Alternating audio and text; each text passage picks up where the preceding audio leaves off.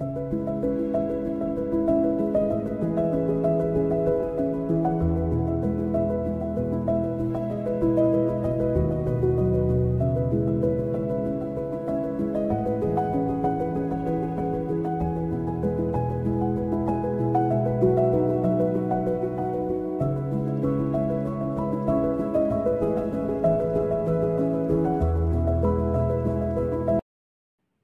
सकाल पिलामाने आउ तुमे सबू केमिति अछ समस्ते भलरे अछ तो मु आशा करे तुमे समस्ते भलरे थिबो। पिलामाने आमे पूर्व श्रेणी रे पूर्ण संख्यार जोग प्रक्रिया रे थिबा विभिन्न धर्म विषय रे आलोचना करिथिलु, जेपरि कि संवृत्ति नियम, सहयोगी नियम, क्रम विनिमय नियम एवं अभेद नियम एवं विलोमी नियम। पिलामाने मनरे प्रश्न उठे यही नियम गुड़िक कौन पूर्ण संख्यार विजोग प्रक्रिया रे पालन होता है कि? चलो पिलामाने से गुड़िक आमे परीक्षा करी जानिबा। पूर्ण संख्यार विजोग प्रक्रियार धर्म। आस पिलामाने दुईटी पूर्ण संख्यार वियोग फल निर्णय करिबा। पिलामाने देखिल निम्न रे केते गुड़िए प्रश्न दिया जाइछि, जेपरि क रे अछि +5 वियोग +3, ख रे अछि +8 वियोग -2, ग रे अछि +2 वियोग +5, घ रे अछि -3 वियोग -4, उ रे अछि -5 वियोग -2 एवं च रे अछि -4 वियोग -4। पिलामाने ए प्रश्न गुड़िकर उत्तर तुमे निज खातार करि पकाओ।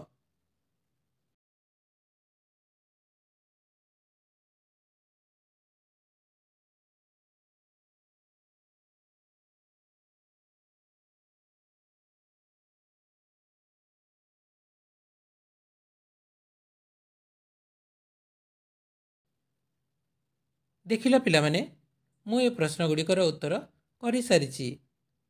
ताहेले पिलामाने ए प्रश्न गुड़िकर उत्तर सह मु करिथिबा उत्तर को तुमे मिलाई संशोधन कर। पिलामाने आमे जो उत्तर पाई सारिछु ए उत्तर गुड़िक केउ प्रकार संख्या कहिल? हाँ पिलामाने तुमे सब ठीक कहिच, यह गोटे गोटे पूर्ण संख्या अटे। तो पिलामाने एथिरु आमे कौन शिखिले?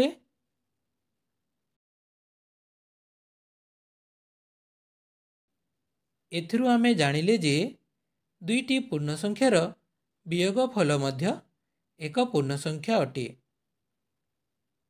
अर्थात पूर्ण संख्या मध्यरे वियोग प्रक्रिया मध्य संवृत्ति नियम पालन करे। पिलामाने आमे जदि एहाको संकेत रे प्रकाश करिबा ताहेले निम्न प्रकार रे लिखि पारिबा। ए ओ बी दुईटी पूर्ण संख्या हेले ए वियोग बी सर्वदा एक पूर्ण संख्या हेबो।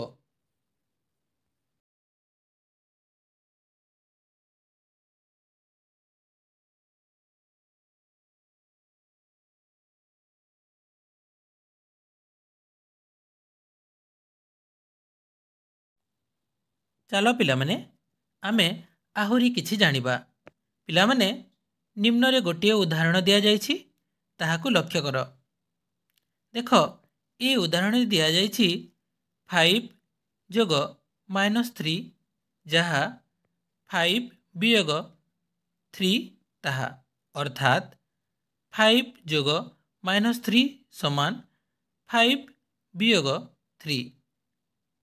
पिलामाने लक्ष्य कर एठारे 5 जोग -3 हेउछि एक जोग प्रक्रिया जेउथिरे 5 सहित -3 को जोग करा जाइछि, जहाकु 5 वियोग 3 भावरे प्रकाश करा जाई परिला। पिलामाने लक्ष्य कर एठारे 5 एक धनात्मक संख्या और 3 ଏକ ଋଣାତ୍ମକ ସଂଖ୍ୟା। ଯୋଗ ପ୍ରକ୍ରିୟାରେ ଗୋଟିଏ ଋଣାତ୍ମକ ସଂଖ୍ୟା ଥିଲେ ଆମେ ଏହି ଯୋଗ ପ୍ରକ୍ରିୟାକୁ ବିଯୋଗ ପ୍ରକ୍ରିୟା ଭାବରେ ପ୍ରକାଶ କରିପାରିବା। ଚାଲ ପିଲାମାନେ କେତେଗୁଡ଼ିଏ ଉଦାହରଣ ନେଇ ଏହାକୁ ଭଲ ଭାବରେ ବୁଝିବା ପାଇଁ ଚେଷ୍ଟା କରିବା। ଯେପରି +7 ଯୋଗ -4କୁ ଆମେ 7 ବିଯୋଗ 4 ଭାବରେ ପ୍ରକାଶ କରିପାରିବା। ସେହିପରି +10 ଯୋଗ -8 ଯାହାକୁ ଆମେ 10 ବିଯୋଗ 8 ଭାବରେ ପ୍ରକାଶ କରିପାରିବା। ପିଲାମାନେ 5 ବିଯୋଗ 3 ହେଉଛି ଏକ ବିଯୋଗ ପ୍ରକ୍ରିୟା। ଏହା କୁହାଯାଇପାରେ ଯେ ପୂର୍ଣ୍ଣ ସଂଖ୍ୟା କ୍ଷେତ୍ରରେ ପ୍ରତ୍ୟେକ ଯୋଗ ପ୍ରକ୍ରିୟାକୁ ବିଯୋଗ ପ୍ରକ୍ରିୟାରେ ପ୍ରକାଶ କରାଯାଇପାରିବ। ପିଲାମାନେ ଆମେ ପୂର୍ବ ଶ୍ରେଣୀରେ ଜାଣିସାରିଛୁ ଯେ ପୂର୍ଣ୍ଣ ସଂଖ୍ୟା ମଧ୍ୟରେ ଯୋଗ ପ୍ରକ୍ରିୟା କ୍ରମ ବିନିମୟ ନିୟମ, ସହଯୋଗୀ ନିୟମ ଓ ଅଭେଦ ନିୟମ ପାଳନ କରିଥାଏ। ତେବେ ପିଲାମାନେ ଚାଲ ଏବେ ପରୀକ୍ଷା କରିବା ପୂର୍ଣ୍ଣ ସଂଖ୍ୟା ମଧ୍ୟରେ ବିଯୋଗ ପ୍ରକ୍ରିୟା ଏହି ନିୟମଗୁଡ଼ିକୁ ପାଳନ କରେ କି?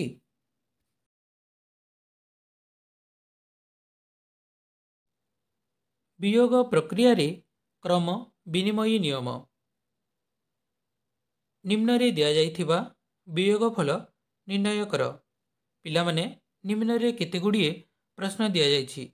ଯେପରି କରେ ଅଛି +5 ବିଯୋଗ +3 ଯାହାକୁ ଓଲଟାଇ ବିଯୋଗ କରାଯାଇଛି +3 ବିଯୋଗ +5।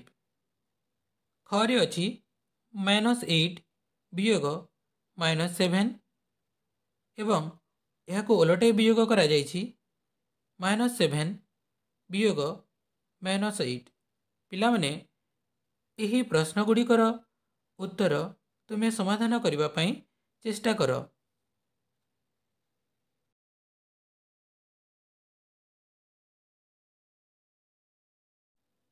ଦେଖ ପିଲାମାନେ, ମୁଁ ପ୍ରଶ୍ନଗୁଡ଼ିକର ଉତ୍ତର କରିସାରିଛି। ଏବେ ତୁମେ ନିଜେ କରିଥିବା ଉତ୍ତର ସହ ମୁଁ କରିଥିବା ଉତ୍ତରକୁ ମିଲାଇ ସଂଶୋଧନ କର। ପିଲାମାନେ ଲକ୍ଷ୍ୟ କର, ଆମେ ପାଇଥିବା ଉଭୟ ପାର୍ଶ୍ୱର ବିଯୋଗଫଳଟି ସମାନ ଅଟେ କି? ହଁ ପିଲାମାନେ, ତୁମେ ସବୁ ଠିକ୍ କହିଛ। ଉଭୟ ପାର୍ଶ୍ୱର ବିଯୋଗଫଳଟି ସମାନ ନୁହେଁ। ପିଲାମାନେ ଆମେ ଏଥିରୁ କ'ଣ ଜାଣିଲେ? ପିଲାମାନେ ଆମେ ଏଥିରୁ ଜାଣିଲେ ଯେ ଦୁଇଟି ପୂର୍ଣ୍ଣ ସଂଖ୍ୟାକୁ କ୍ରମ ବଦଳାଇ ବିଯୋଗ କଲେ ବିଯୋଗଫଳ ସମାନ ହୋଇନଥାଏ। ପିଲାମାନେ ଆମେ ଏହାକୁ ସଂକେତ ଦ୍ୱାରା ପ୍ରକାଶ କଲେ ନିମ୍ନମତେ ଲେଖିପାରିବା। ଯେପରି a ଓ b ଦୁଇଟି ପୂର୍ଣ୍ଣ ସଂଖ୍ୟା ହେଲେ a ବିଯୋଗ b ଏବଂ b ବିଯୋଗ a ସମାନ ନୁହେଁ। ଏଣୁ ଆମେ କହିପାରିବା ଯେ ପୂର୍ଣ୍ଣ ସଂଖ୍ୟା ମଧ୍ୟରେ ବିଯୋଗ ପ୍ରକ୍ରିୟା କ୍ରମ ବିନିମୟ ନିୟମ ପାଳନ କରେ ନାହିଁ। ଚାଲ ପିଲାମାନେ ବିଯୋଗ ପ୍ରକ୍ରିୟାର ଆଉ ଏକ ଧର୍ମ ବିଷୟରେ ଆଲୋଚନା କରିବା।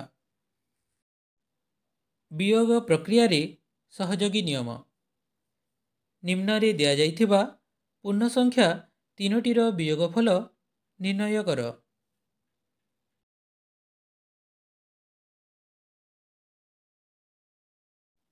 ପିଲାମାନେ ନିମ୍ନ ପ୍ରଶ୍ନକୁ ଦେଖିଲ।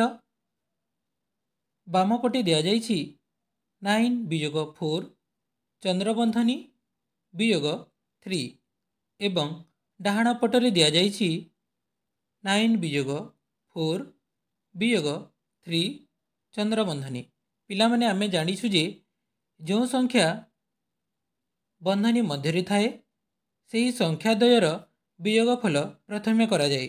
ତେଣୁ ବାମ ପଟକୁ ସମାଧାନ କଲେ 9 ବିଯୋଗ 4ର ବିଯୋଗଫଳ 5 ପୁଣି 5 ଠାରୁ 3କୁ ବିଯୋଗ କରାଯାଇଛି ଯାହାର ଉତ୍ତର 2 ହୋଇଛି। ସେହିପରି ଡାହାଣ ପଟକୁ ଗଲେ ଆମେ ପ୍ରଥମେ 4 ଠାରୁ 3 କୁ ବିୟୋଗ କରିବା। ସେଥିପାଇଁ 9 ବିୟୋଗ 1 କରାଗଲା, ଯାହାର ବିୟୋଗଫଳ ହେଲା 8। ପିଲାମାନେ ଏହି ବିୟୋଗଫଳକୁ ଲକ୍ଷ୍ୟ କର। ଉଭୟ ପାର୍ଶ୍ୱର ବିୟୋଗଫଳ ସମାନ ହୋଇଛି କି?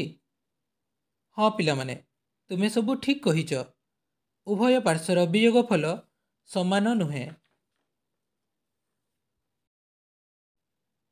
ଅର୍ଥାତ୍ ତିନୋଟି ସଂଖ୍ୟାକୁ ବିୟୋଗ କଲାବେଳେ ସେ ତିନୋଟି ମଧ୍ୟରୁ ଯେକୌଣସି ଦୁଇଟିକୁ ପ୍ରଥମେ ବିୟୋଗ କରି ପାଇଥିବା ବିୟୋଗଫଳ ସହ ବଳକା ସଂଖ୍ୟାକୁ ବିୟୋଗ କଲେ ବିୟୋଗଫଳ ସମାନ ହୋଇନଥାଏ। ପିଲାମାନେ, ଯଦି ଆମେ ଏହାକୁ ସଂକେତ ଦ୍ୱାରା ପ୍ରକାଶ କରିବା ତେବେ ନିମ୍ନମତେ ଲେଖିପାରିବା। A, B, C ତିନୋଟି ପୂର୍ଣ୍ଣ ସଂଖ୍ୟା ହେଲେ A ବିୟୋଗ B ବିୟୋଗ C ଚନ୍ଦ୍ରବନ୍ଧନୀ A ବିୟୋଗ B ଚନ୍ଦ୍ରବନ୍ଧନୀ ବିୟୋଗ C ସମାନ ହେବ ନାହିଁ। ଅର୍ଥାତ୍ ପୂର୍ଣ୍ଣ ସଂଖ୍ୟା ମଧ୍ୟରେ ବିୟୋଗ ପ୍ରକ୍ରିୟା ସହଯୋଗୀ ନିୟମ ପାଳନ କରେ ନାହିଁ।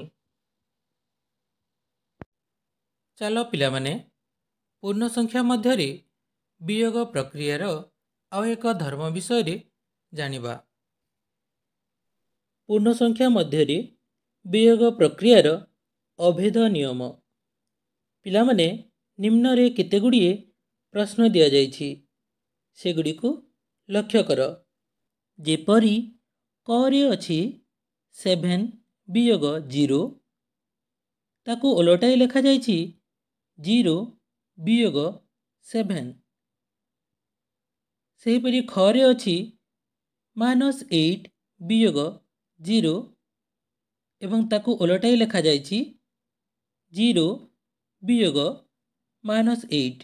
ପିଲାମାନେ, ଏହି ପ୍ରଶ୍ନଗୁଡ଼ିକର ଉତ୍ତର ସମାଧାନ କରିବା ପାଇଁ ତୁମେ ନିଜେ ଚେଷ୍ଟା କର।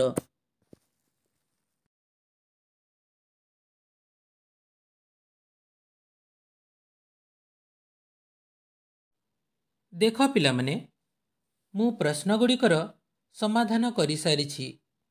ପିଲାମାନେ, ଆମେ ପାଇଥିବା ବିୟୋଗ ଫଳକୁ ଲକ୍ଷ୍ୟ କର। ଏଠାରେ 7 ବିୟୋଗ 0 7 ହୋଇଛି, କିନ୍ତୁ 0 ବିୟୋଗ 7 -7 ହୋଇଛି। ସେହିପରି -8 ବିୟୋଗ 0 -8 ହୋଇଛି, କିନ୍ତୁ 0 ବିୟୋଗ -8 +8 ହୋଇଛି। ପିଲାମାନେ, ଆମେ ଏଥିରୁ କ'ଣ ଜାଣିଲେ? ହଁ ପିଲାମାନେ, ଆମେ ଏଥିରୁ ଜାଣିଲେ ଯେ ପୂର୍ଣ୍ଣ ସଂଖ୍ୟା ମଧ୍ୟରେ ବିୟୋଗ ପ୍ରକ୍ରିୟାର ଅଭେଦ ନିୟମ ପାଳନ କରେ ନାହିଁ। ପିଲାମାନେ, ଆମେ ଯଦି ଏହାକୁ ସଂକେତରେ ପ୍ରକାଶ କରିବା ତେବେ ନିମ୍ନମତେ ଲେଖିପାରିବା। A ବିୟୋଗ 0 ଏବଂ 0 ବିୟୋଗ A ଏବଂ A ସମାନ ନୁହେଁ। ପିଲାମାନେ, ଆଜି ଆମେ କ'ଣ ଶିଖିଲେ? ଆମେ ଶିଖିଲେ ଯେ ପୂର୍ଣ୍ଣ ସଂଖ୍ୟାରେ ବିୟୋଗ ପ୍ରକ୍ରିୟାର ବିଭିନ୍ନ ଧର୍ମ। ପିଲାମାନେ, ଆଜି ଆମେ ଯାହା ଶିଖିଛୁ ତାକୁ ନେଇ ମୁଁ କେତେଗୁଡ଼ିଏ ପ୍ରଶ୍ନ ଦେଉଛି। ତୁମେ ସେହି ପ୍ରଶ୍ନଗୁଡ଼ିକର ସମାଧାନ ନିଜେ କରିବାକୁ ଚେଷ୍ଟା କରିବ।